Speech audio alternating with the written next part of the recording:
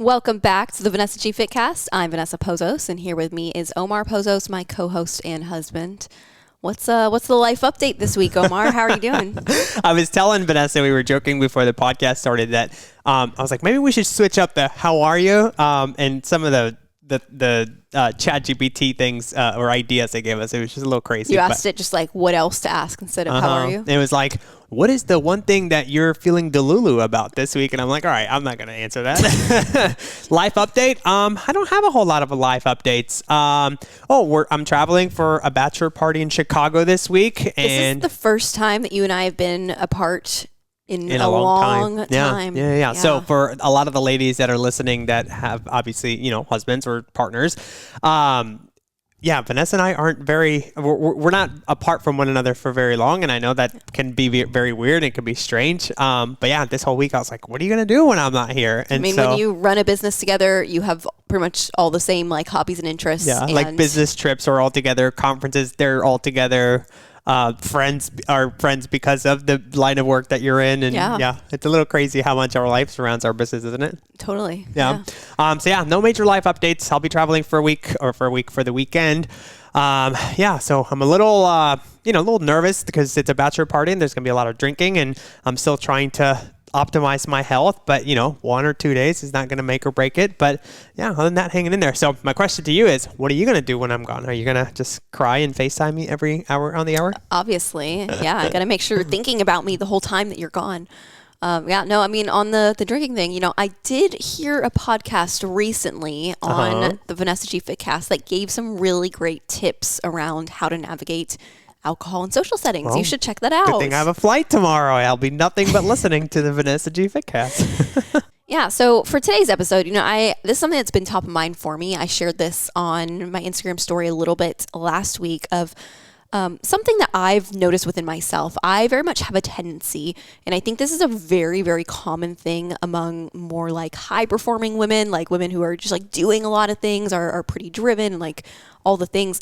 Our overall stress tolerance, I think, can adapt to our environment. And so if like in my normal day-to-day, in my normal life, there are things that probably 5, definitely 10 years ago, I would have felt, and I would have just been like stressed to the max. And I would have been like, oh my God, I'm so stressed. But nowadays it's just like, oh, this is just the norm. This is Tuesday. This is just another Tuesday. Like it is, what it looks like to run a business, and what it looks like just like navigating other different aspects of my life. And with that, something that I haven't really talked about in the podcast before is there's also a very physiological reason for this. And this is a pattern I see on many of my clients' Dutch tests when they are these high performing type of women. And this is something I actually saw on my Dutch test the last time I did one, which was actually about a year ago. And that is looking at not just cortisol, but cortisone. So cortisone is not something we talk about very often. We often talk about cortisol, which, as many of you know, is it's one of your predominant stress hormones in the body. And cortisol, it serves a purpose of essentially your body when it feels like there is a threat, when it feels like there is stress. This could be perceived stress of like, oh, I'm anticipating a hard conversation. This could be physical stress of pushing your body in a workout. There could be, various forms of stress, right? This is where cortisol is going to be a hormone that's going to be released to help your body get into the state it needs to essentially like address the threat, address the stress. It helps mobilize glucose so that your body can use it for energy. It raises blood pressure. Like there's a lot of different physiological functions that happen. Now, before you go into anything further, because you mentioned perceived stress, and to your point, it's like, hey, it's almost like a forewarning of that difficult conversation, event, situation, whatever. Is it the same concept too when you've had a history of just like traumatic or just stressful events in the past? Well, so that's what I'm going to get into now. Cortisone. So cortisone is essentially like the sometimes it's referred to as like the shadow of cortisol, because basically cortisone is the deactivated form of cortisol. So you have cortisol and cortisone. Yes. So your adrenal glands are producing cortisol in response to stress. And so especially over like if it's like a very acute stress, that's where you also have other hormones like epinephrine, adrenaline, that are also going to be produced. But cortisol is more of like that, a little bit more longer term, like we're just like having these like longer term stressors, not this like immediate intense stress. It Ooh, will what was also my snap. You yeah, like that? I was like, whoa. For the people that didn't hear, Vanessa was like trying to snap. I was like, did you snap? What are we doing here? What do you mean try to snap? That was a great snap. All right, go ahead. But yes, anyway, so your adrenals produce cortisol, but now your body is essentially like a protective mechanism, and this is where trauma can really come into play. If you have been through traumatic experiences, and that could be on any level, because what feels like trauma and what can be perceived as trauma can, I think, vary across different people.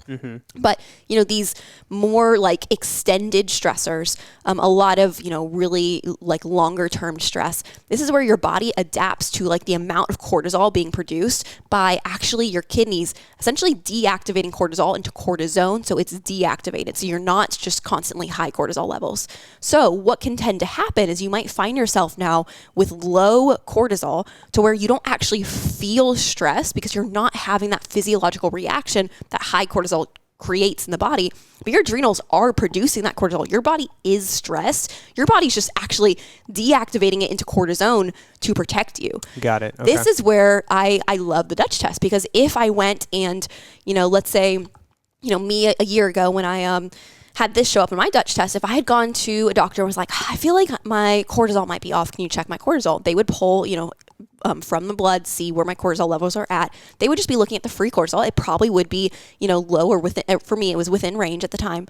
They would see that it's within range. They'd be like, oh, no, you're perfect. You're good to go. Like, just keep doing what you're doing. But if I knew, I'm like, but I think something is off. Like maybe, and this wasn't happening for me last year, but, what I'll often see for a lot of women is like having trouble losing body fat, putting on weight really easily, losing muscle, feeling weaker, just looking like puffy, watery. Those can be common things. Well, if we look in a Dutch test where we can see cortisol, we can see total metabolized cortisol, so we can see how much your body's actually using and pulling through the system, and we can see cortisone, which is how much of that free cortisol your body's converting into that storage form. If we can see all of that, well, then we can actually see the root of the issue of, oh no, your body is producing a lot of cortisol because for example, maybe your metabolized cortisol is high, so your body is actually having a lot flow through the body. Your free cortisol is low because your body's trying to protect you by pulling that and turning it into out cortisone. Of your system. Exactly. And now it's converting it into cortisone, so it's in this storage form, so it's kind of like laying dormant. So your body is stressed. Your adrenals are taxed.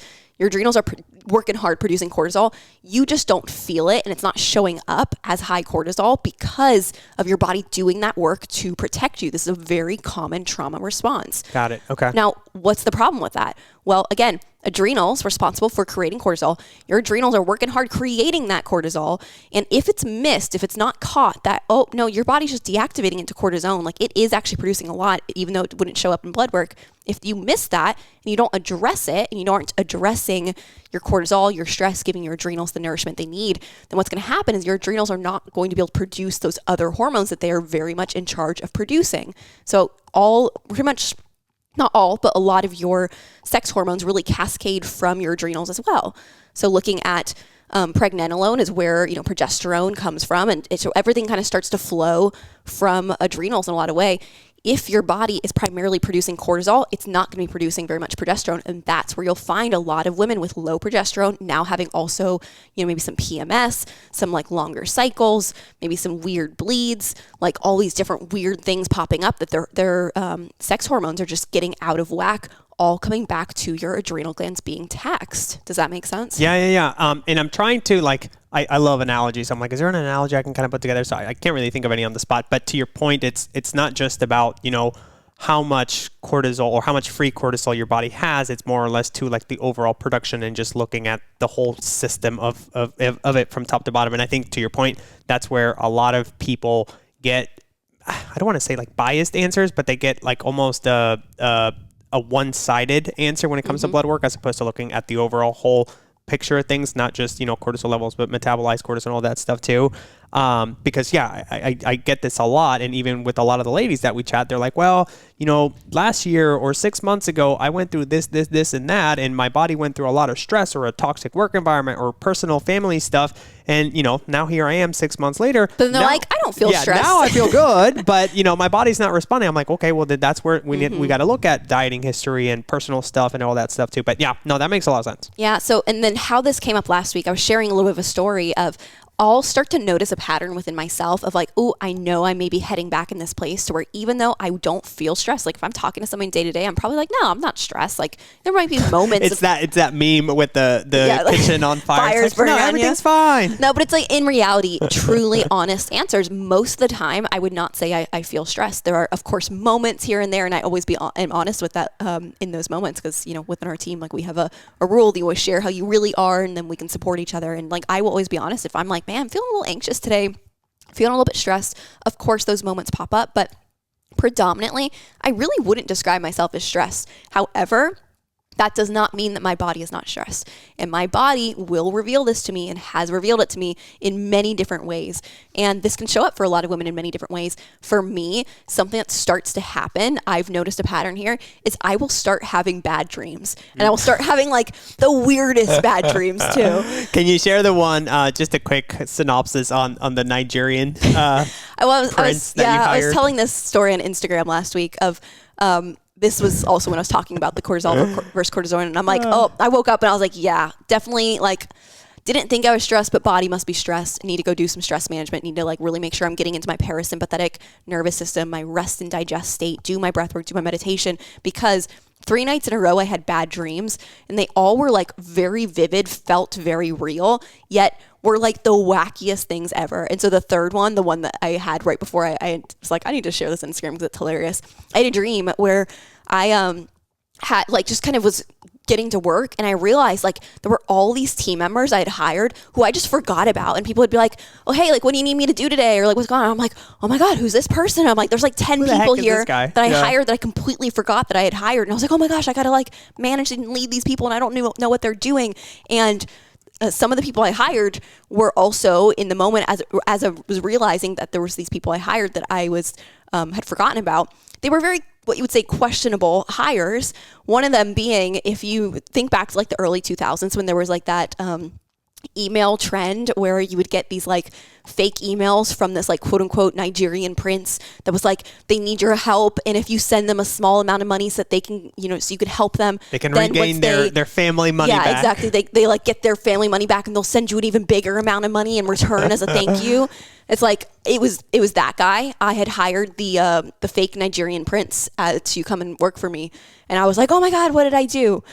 So that's, it's like funny just to look back at. But those are the things that I'm like waking up in like, oh my God. And I'm like, oh, okay, that's just a dream. All good. Yeah. So give us a little bit of a background on the client that you kind of had in mind, just so that the listeners can kind of get some context as to, work, lifestyle, and all that stuff and how it relates to, her situation. Yeah. So I wanted to give an example of this too. So this was top of mind for myself because I was talking about this in my own, like noticing this pattern in my body last week. And then right after that, I had a conversation with a client who's, a newer client. And she was like, gosh, I don't know why I'm not losing weight. Why I just feel like my body is just really holding on to body fat. I said, well, let's look at your Dutch test here.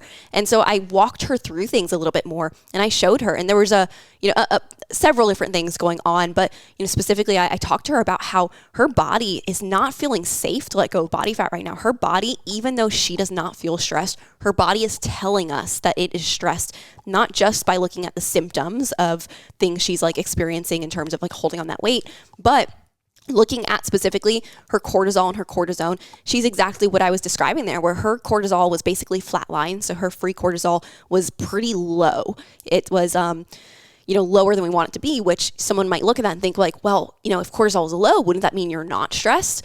Well, oftentimes if cortisol is low, that means that you had a period of high cortisol for a while, and now your adrenals are getting taxed. They're getting burnt out, so they're either not producing as much anymore, or in this instance, if we looked at her cortisone was actually relatively high. And we can actually see in a Dutch test your body's preference for cortisol versus cortisone. She was heavily favoring cortisone, which means her body's been deactivating that into cortisone. So basically, this is just this common pattern that we often see in, stress adaptations, trauma psychology, and looking at a client like this. This is someone who, she works a high demand job. She's a mom. She's a runner, so she's done a lot of running and different things. Like, these are a lot of things that can be stressful on the body. Yeah. And it's not just running. I think it's like, pretty like half marathons, full marathons and stuff, right? Yeah, it's like a pretty big runner. And like, again, none of those things in isolation are necessarily bad. But if your body has been stressed and we're just continuously ending up in this place, if we continue to do what we're doing, we continue to run, we continue to not eat enough food, we continue to not give our body the nutrients it needs, especially, the right kind of like supplements and protocols and different things, your body's just going to continue to stay stuck in this place because now, she doesn't have enough active cortisol. So your metabolism is 100% slowing down. When you're low cortisol, you're going to just really have a hard time with fat burning. You're going to have a really hard time with blood sugar regulation. Cortisol and blood sugars are very much in sync and will typically have a lot of issues there with blood sugar regulation. You basically, your body just can't really mobilize fat stores to be used for energy. It's not in a place where it can do that. Kind of think of it as that cortisol versus cortisone. It's kind of like this dimmer switch where when your body's been stressed in survival mode for a long time, it's going to dim the lights, almost that your body doesn't notice. It's like, oh, we're gonna protect our body and not stay high cortisol because that's not a safe thing to be forever. So we're gonna protect it by going into this emergency signal of let's just almost make our body feel like we're not stressed. But the reality is your body is still stressed. And then I talked about, that's where our hormones get out of whack. And so we could see that on her Dutch test as well. She was pretty low hormone across the board. And it made sense why she was not able to lose weight, feeling puffy, feeling more, just stuck in her body. It's just your body can't quite navigate that. And I think too, a big reminder is, our bodies are meant to keep us alive and to keep us safe. And so I think at times when people are for example, when you have something like this and it's okay, well, I have, I don't know, not a whole lot of calories coming in and I'm stressed and I'm tired and I have all these things. I'm well, it's going to prioritize organ function, brain function, and all these things over weight loss or over 100%. Muscle production and stuff like that. And I think that's where a lot of people are I'm doing all of these things, but I'm eating, 1,200 calories and working out 6 days a week or whatever. And they're why isn't this working out? It's well, let's look at where those calories are going to keep you alive. Yeah. I mean, your sex hormones are going to be primarily produced from the adrenal glands, and from, cholesterol from food. So if you are simultaneously stressed, your body's focused on producing cortisol because that's going to be a more important factor to your body managing the stress response over producing sex hormones. It's going to favor cortisol. So that's where it's you're not going to be producing enough progesterone in that way. Now double down on we're not eating enough and or we're just not fueling our body correctly. We're not giving our body the right types of foods it needs. Now you're not able to produce sex hormones from that aspect either. And you're just going to continue to dig yourself in this deeper hole, especially then just adding in the other rabbit holes we could go down if this client specifically, her detox pathways were not ideal. So her body was having trouble also even with the small amounts of estrogen she had, her body really couldn't detox it effectively. So even though she was low estrogen, she also was showing signs of estrogen dominance because her body's recirculating the estrogen back into her body. So even in low amounts, it's still kind of just staying stuck there because she can't detox it effectively. Got it. So there's so many variables at play. And so when women find themselves just feeling God, I just can't gain weight, or I just can't lose weight, I'm gaining weight, I feel around my midsection, I'm really holding on to body fat, my hips and thighs are really just getting softer and thicker. I'm working out, but I just kind of find myself feeling more run down. I feel I'm not recovering well from workouts. I feel I'm not as sharp as I used to be. It's if you just continue to ignore this stuff, it's not going to just magically get better on its own. And going to your doctor, sharing these things, I hate to say it, but many doctors just won't look at the right things and they will not catch what's going on. They'll just tell you things you just need to lose weight. You're feeling sluggish because you're just feeling heavy. Just lose weight, just work out more, just eat better. And most of these women are already doing these things. These are the high performing women who know how to eat well. They know how to exercise. This client, she's running many miles every week. That's not what her body needs. Another right now. thing for that aspect, because we get this a lot too, where if you think about it and just logically speaking, when you go to a doctor's office, they have so many patients and they're okay, so, their assistant will come in, they'll be yep, everything's normal, blah, blah, blah. They're okay, so tell me about the symptoms. You're yeah, everything looks good. So either let's get on birth control or GLP-1s or, eat less or do this and stuff. Whereas, and what I try to explain to a lot of the ladies we chat with, it's look, now you have a coach that's not just sitting with you for, 15, 20 minutes.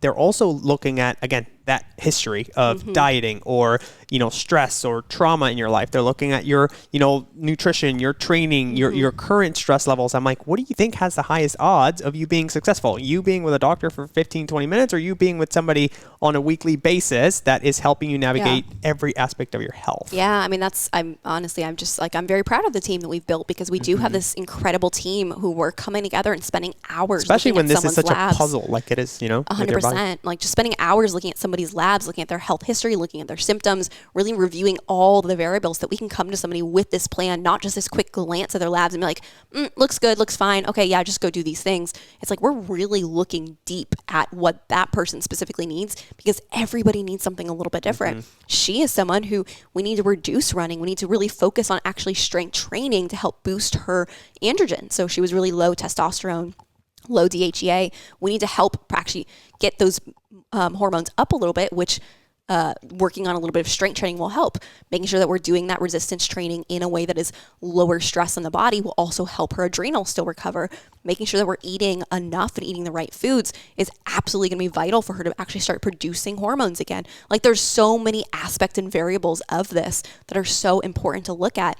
And ultimately, it's like, I just wanted to use this as a case study, an example of your body will send you the signals. They're not always easy to read.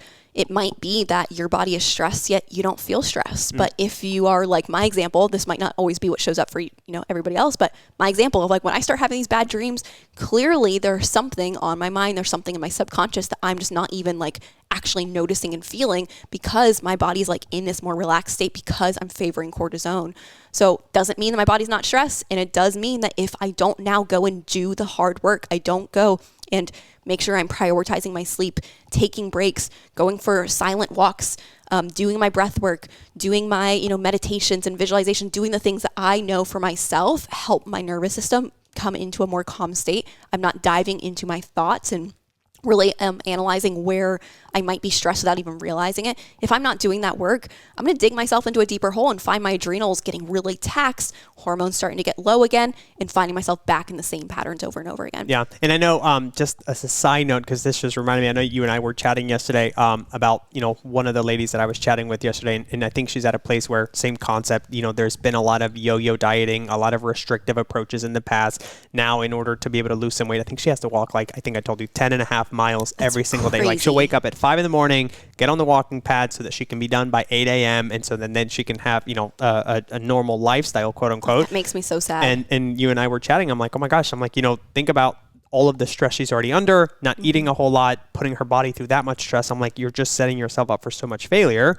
But to your point, when you listen to your body and when you start to pick up on, not just the number on the scale or physical progress, but your symptoms, things like, hair loss, libido, all of that stuff, then you're like, oh my gosh, all right, clearly something is going on here and it needs to be addressed. And that's where, to your point, I think that very much just overall approach at looking at health is so helpful. Yeah, really just think about it of like, if you want to lose weight, stop asking yourself, what do I need to do to lose weight? Ask yourself, what do I need to do to make sure my body feels safe? Because your body, if it does not feel safe, it is not going to let go of body fat. It just will not. That's not physiologically how your body ultimately works. Of course, like in extreme situations, like if you're in a actual true starvation setting, you're still going to lose body fat because your body's going to need to do that to survive in that instance. Like in the situation where you're talking about that, 10.5 lady, miles per if you're day walking 10.5 miles every morning and I think you said that she's like, her meals look like her almonds and blueberries. Her breakfast was, I think it was like a half a cup of berries and a quarter cup of almonds. It's like, if that's what your meals look like and you're just exhausting your body, of course you're still going to be able to force it to lose weight. The problem is that what comes next? What happens after that? Well, she's already seeing it with the hair loss, the low libido. And exactly. All that like it's going to catch up with you and you're going to find yourself in a position where now you're gaining the weight back even rapidly, like worse than before. You have even a harder time now losing the weight because your metabolism has conserved and adapted so much because, again, your body, it wants to protect itself. It wants to feel safe. And that is not a situation where your body's going to feel safe. Yeah, she was like, yeah, I did 75 hard. One of the, I forget who the guy that created that is. She's like, I've done that 3 years in a row and my body didn't work. She's like, so I just took it up a whole nother level. I was like, oh my gosh. I was like, all right, we need to support. Appreciate someone who's like so resolved and so committed and like, I will do anything. We got to redirect that energy to doing the right things to make sure your body feels good and is in a good, healthy, safe place. So I hope this episode was helpful. If you or someone you know kind of resonates with this, I really encourage you to share this because this is the kind of stuff that women are not hearing about and they're not realizing and just not recognizing. So please do me a favor, send this to a friend, post it on your Instagram stories, really help get the word out that we need to, as women, especially as high-performing women, we need to actually address all of the hormonal patterns that are happening and make sure our bodies feel safe. What's your Instagram so people can tag you when they share it? At Vanessa G Fitness. All right, cool. Thanks so much for listening. We'll be back next week with another great episode. Bye, everybody.